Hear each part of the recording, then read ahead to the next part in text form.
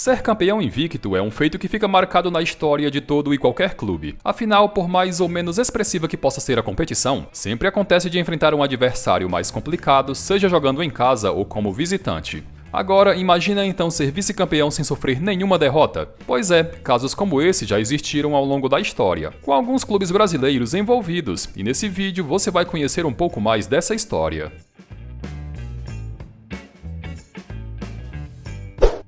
Para começo de conversa, vamos voltar lá para o ano de 1972, e o Campeonato Paulista daquele ano contou com 12 equipes, com o regulamento de disputa sendo de primeiro e segundo turno, onde o campeão de cada turno se enfrentaria na final, ou se o mesmo clube vencesse os dois turnos, seria campeão direto.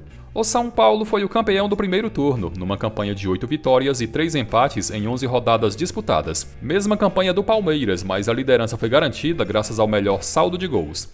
No segundo turno foi a vez do Verdão levar a melhor, ao somar 7 vitórias e 4 empates. E como dizia o regulamento, São Paulo e Palmeiras fariam a final do Paulistão. Na somatória geral dos dois turnos, o Palmeiras terminou com 1 ponto de vantagem em relação ao São Paulo, 37 contra 36, e por conta disso disputou a final do estadual com a vantagem de poder empatar. E foi exatamente isso que aconteceu, com um jogo disputado no dia 3 de setembro no Pacaembu, terminando 0-0. Era o terceiro título invicto do Palmeiras no Campeonato Paulista, e pela primeira e única vez até hoje, um time terminou como vice-campeão do Paulistão sem sofrer nenhuma derrota. No Campeonato Brasileiro, em apenas uma vez na história, tivemos um campeão invicto, e esse time foi o Internacional em 79, que em 23 jogos obteve 16 vitórias e 7 empates, e a conquista foi em cima do Vasco, com o Inter vencendo os 2 jogos das finais. Mas também já existia um time que terminou com o vice-campeonato brasileiro sem sofrer nenhuma derrota, e esse fato aconteceu em 1977. O Atlético Mineiro do técnico Barbatana fez uma campanha impecável naquela edição, passando por todas as fases sem sofrer nenhuma derrota, e o caminho até a final teve início no grupo F, onde avançou na liderança com 8 vitórias e 1 empate em 9 jogos. Na segunda fase, o Galo obteve a classificação com 100% de aproveitamento, vencendo os 4 jogos que disputou. Na terceira fase, o Atlético terminou empatado em pontos com o Botafogo, mas a vaga nas semifinais foi garantida graças ao melhor saldo de gols. Nas semifinais, o duelo foi contra o Londrina, e o Atlético obteve a vaga na final vencendo os 2 jogos.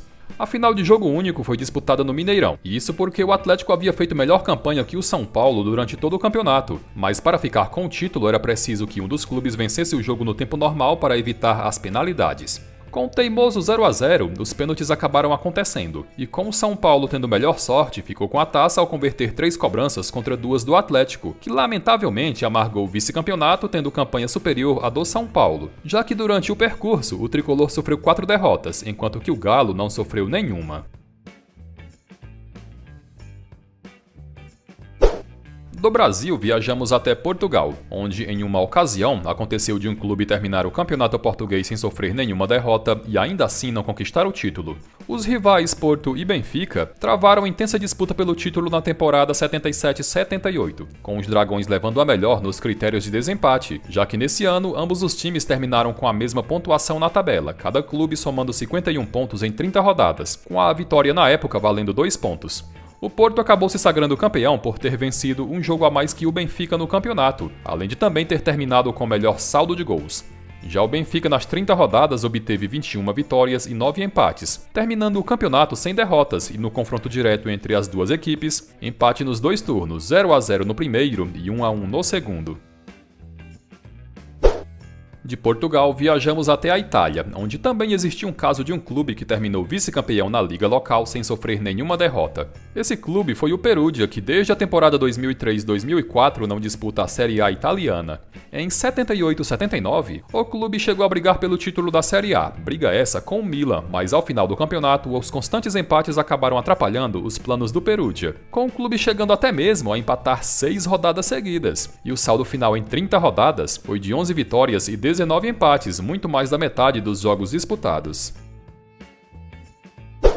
Saindo da Itália, vamos para a Turquia, onde no campeonato turco também existiu um caso de um clube terminar invicto, mas sem a taça conquistada. Esse fato aconteceu na temporada 85-86, que assim como na atual temporada contou com 19 equipes na elite. Besiktas e Galatasaray travaram intensa disputa pelo título, e ao final do campeonato houve empate em pontos entre as duas equipes, cada uma somando 56, só que o Besiktas acabou ficando com a taça nos critérios de desempate, levando vantagem no maior número de vitórias e também no saldo de gols.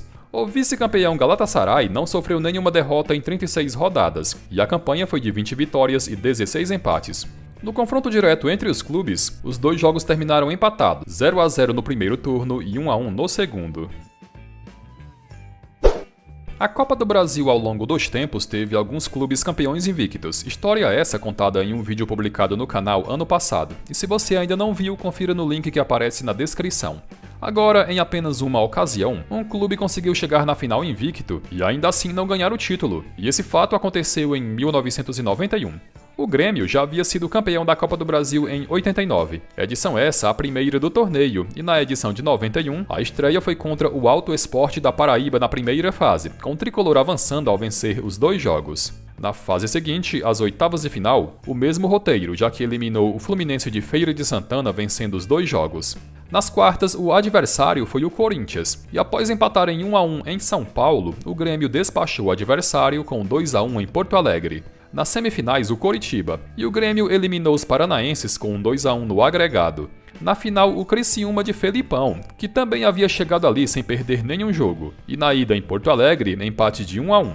Na volta em Santa Catarina, empate de 0-0. E como dizia o regulamento da época, um dos critérios de desempate era o gol marcado fora de casa. E como o Criciúma havia balançado as redes na casa do Grêmio, isso foi determinante para ficar com o título.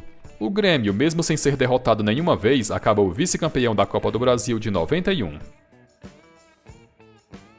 Galera, se vocês lembrarem de outros times que foram vice-campeões sem sofrer nenhuma derrota, comenta aí embaixo pra gente ficar sabendo. Eu vou indo nessa e até o próximo tema.